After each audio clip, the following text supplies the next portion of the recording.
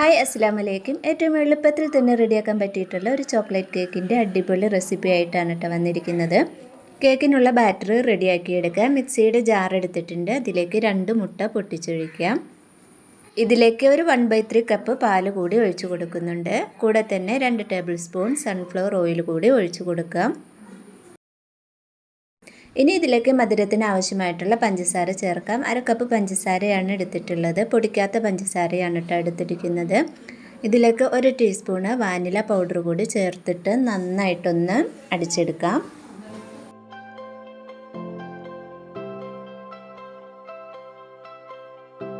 ഇനി ഇതിലേക്ക് dry ingredients ഇട്ട് കൊടുക്കാം. 1 കപ്പ് മൈദയാണ് എടുത്തിട്ടുള്ളത്. അത് ഇട്ട് കൊടുത്തിട്ട് ഇതിലേക്ക് ഒരു നുള്ള് ഉപ്പ് കൂടി ഇട്ട് കൊടുക്കാം. ഇതിലേക്ക് 1 ടീസ്പൂണ് ബേക്കിംഗ് പൗഡർ കൂടി ചേർത്ത് കൊടുക്കണം. കൂടാതെ 1/3 കപ്പ് കൊക്കോ പൗഡർ കൂടി എടുത്തിട്ടുണ്ട്. അതുകൂടി ഇട്ട് കൊടുത്തിട്ട് ഒരു സ്പൂണ് വെച്ച് നല്ലതുപോലെ ഒന്ന് മിക്സാക്കി കൊടുക്കാം. അതിനുശേഷം ഇത് നമുക്ക് നല്ലതുപോലെ ഒന്ന് അടിച്ചെടുക്കാം.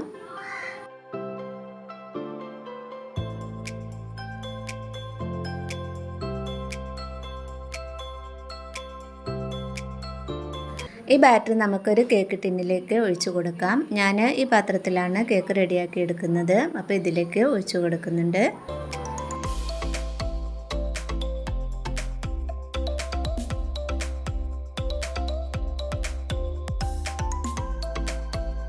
കേക്ക് ബാറ്റർ ഒന്ന് ലെവലാക്കി കൊടുത്തതിന് ശേഷം എയർ ബബിൾസൊക്കെ കളഞ്ഞിട്ട് നമുക്കിതൊന്ന് ബേക്ക് ചെയ്തെടുക്കാം.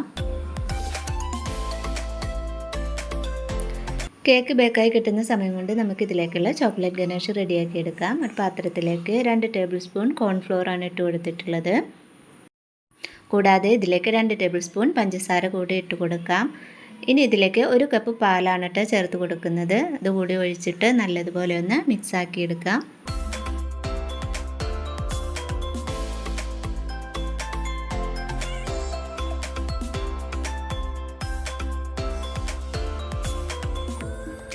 ഇനി ഇതിലേക്ക് കുറച്ച് ഡാർക്ക് ചോക്ലേറ്റ് എടുത്തിട്ടുണ്ട്. അതും 1/3 കപ്പാണ് എടുത്തിട്ടുള്ളത്. അതുകൂടി ഇട്ട് കൊടുത്തിട്ട് സ്റ്റൗ ഓൺ ആക്കിയിട്ട് നല്ലതുപോലെ ഒന്ന് കുറുക്കിയെടുക്കാം. ഇനി ഇതൊന്ന് ചൂടാറാനായിട്ട് മാറ്റി വയ്ക്കാം. വിപ്പിംഗ് ക്രീം ബീറ്റ് ചെയ്ത് വെച്ചിട്ടുണ്ടായിരുന്നു. ഇതിലേക്ക് ചൂടാറിയ ഗനാഷ് കുറച്ച് ഇട്ട് കൊടുത്തിട്ട് നല്ലതുപോലെ ഒന്ന് ബീറ്റാക്കി എടുക്കാം.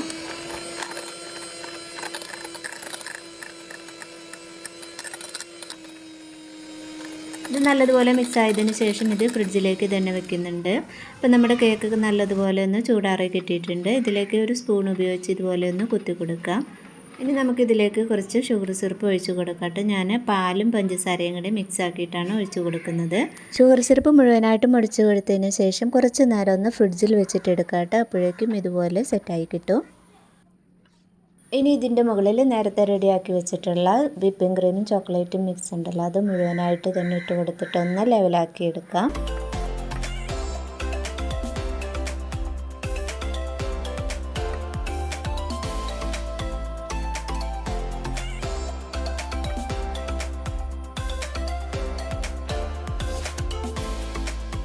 ഇനി ഇതിൻ്റെ മുകളിലേക്ക് നേരത്തെ ചൂടാറാനായിട്ട് മാറ്റി വെച്ചിട്ടുള്ള ചോക്ലേറ്റ് ഗനാഷ് മുഴുവനായിട്ട് തന്നെ ഇട്ട് കൊടുത്തിട്ട് ഒന്ന് ലെവലാക്കി എടുക്കാം.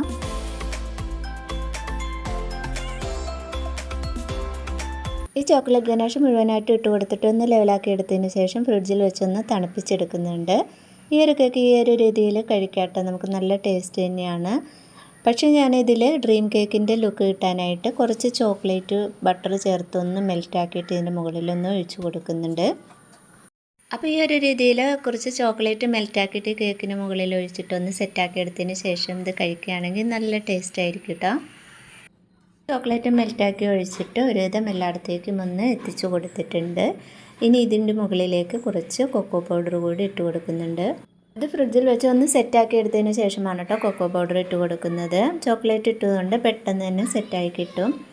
കൊക്കോ പൗഡർ ഇട്ട് കൊടുത്തിട്ട് വേണമെങ്കിൽ നമുക്ക് കുറച്ച് സമയം കൂടി ഫ്രിഡ്ജിൽ വെക്കാം. എന്നിട്ട് നമുക്കിത് കട്ട് ചെയ്ത് കഴിക്കാം. നല്ല ടേസ്റ്റാണ് കേട്ടോ. അപ്പോൾ വളരെ കുറഞ്ഞ സമയം കൊണ്ടാണ് കേട്ടോ നമ്മൾ ഈ കേക്ക് റെഡിയാക്കി എടുത്തിട്ടുള്ളത്. അപ്പോൾ പെട്ടെന്ന് തന്നെ കട്ട് ചെയ്ത് കഴിക്കാനായിട്ട് ഇത് ഫ്രീസറിൽ വെച്ച് തണുപ്പിച്ചിട്ടാണ് കേട്ടോ എടുത്തിട്ടുള്ളത്. അപ്പോൾ ഈ ഒരു കേക്കിൻ്റെ റെസിപ്പി ഇഷ്ടമായെങ്കിൽ ഒന്ന് ലൈക്ക് ചെയ്യാനും കമൻറ്റ് ചെയ്യാനും മറക്കല്ലേ. ഇൻഷാ അല്ലാഹ് അടുത്ത നല്ലൊരു വീഡിയോയുമായിട്ട് വീണ്ടും വരാം. അസ്സലാമു അലൈക്കും.